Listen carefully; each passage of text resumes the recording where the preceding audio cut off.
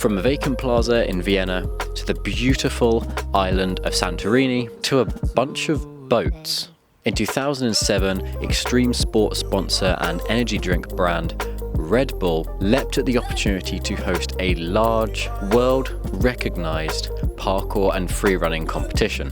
An event that for 18 years helped promote parkour to the general public and brought the worldwide parkour community together both annually and multiple times a year to watch the best of the best throw down their best tricks. But since 2022, it's all gone quiet and there's not even a whisper of when the next event will be. So let's find out what happened to Red Bull's Art of Motion.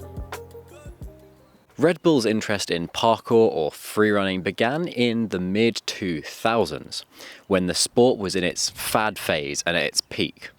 Red Bull recognized the potential of the sport and in order to support its growth, decided to collaborate with the parkour community to host a huge parkour competition that will bring athletes from all over the world to one location to throw down their best tricks and to showcase their creativity. Which was an odd move to make because at this time parkour competitions were an incredibly controversial topic. But nevertheless they persisted, and in 2007 the first installment of Red Bull's Art of Motion took place in Vienna. Art of Motion 1 took place in the corner of a vacant plaza with a mix of scaffolding, platforms, a car and a trailer spread out on the forecourt in front of the disused buildings. The set also included some crash mats supposedly to allow the athletes to throw down some mega hard tricks without the risk of injuring themselves. However, the opposite happened and Ryan Doyle from the UK, who was on track to win the event, ended up breaking his lower leg in half. Despite the injury, he was still crowned the winner of the very first Red Bull Art of Motion. The event returned in 2009 to Vienna, but this time, probably due to the success of the first event and the just general increase in interest of the sport, took place at the Vienna Arena.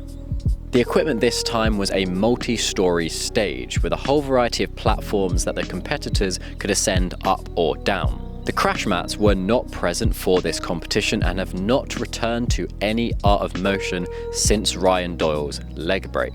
However, this wasn't an issue for Paul Blue Devil Joseph from the UK, who went on to win.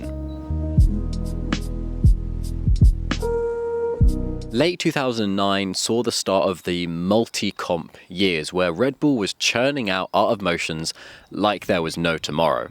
Helsingborg, Sweden was the location for the third Art of Motion in 2009.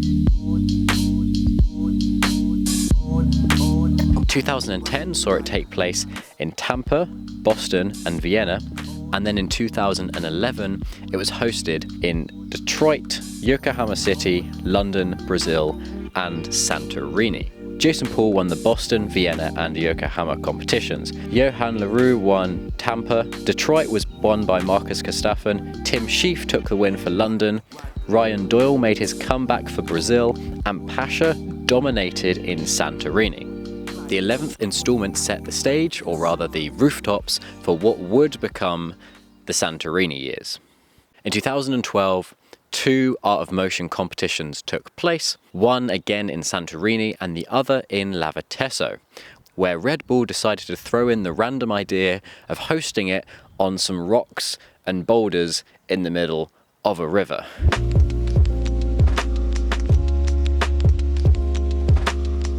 Yeah, an odd one, but not an issue for Pasha as he went on to win both of these. The Santorini years were 2013, 14, 15, 16 and 17, where the event was hosted on those lovely white rooftops where the competitors had to flow down from the top to the very bottom however they liked.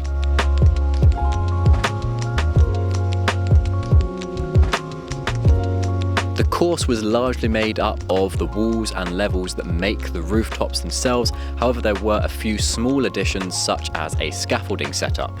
The winners of each year were Corey de Myers, DK, DK again, Bart van der Linden and Alexander Titarenko.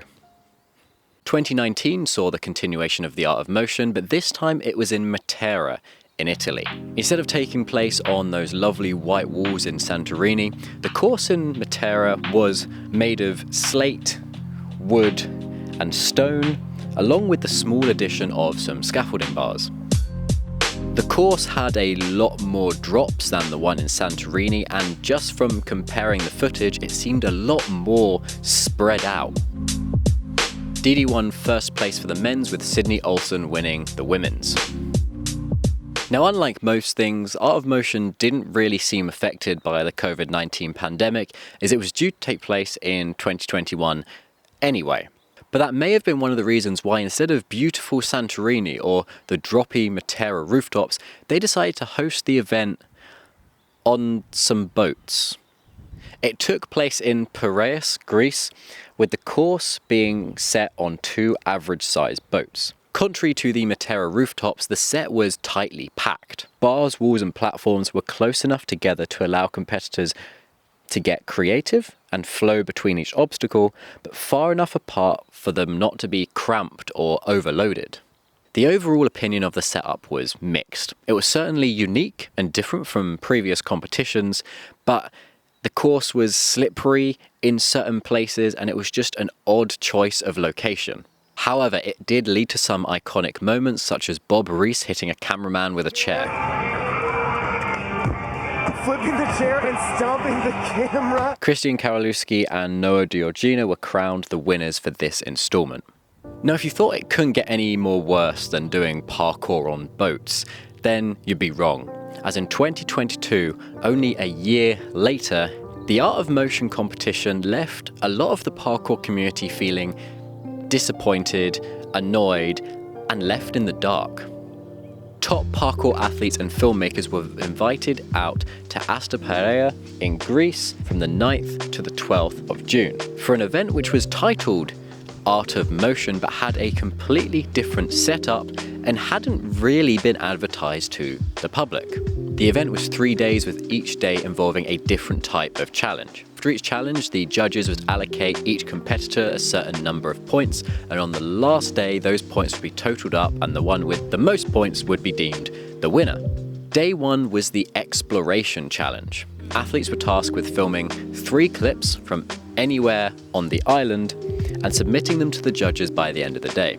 The judges would choose the best clip from each individual and then rank that clip against all the other athletes' top clips. Day 2 was a spot challenge and incorporated not just the athletes but the filmmakers. Each filmmaker was given 2 athletes, with which they had 3 hours in the morning and 3 hours in the afternoon to make the best possible video. The videos had to be between 45 and 60 seconds long, shot within a certain area of the island and submitted by 3 p.m. the next day. Each filmmaker and athlete brought a different style to the table, such as Giles showcasing raw high-level parkour, while Sam Sutherland focused more on creative concepts and fancy editing.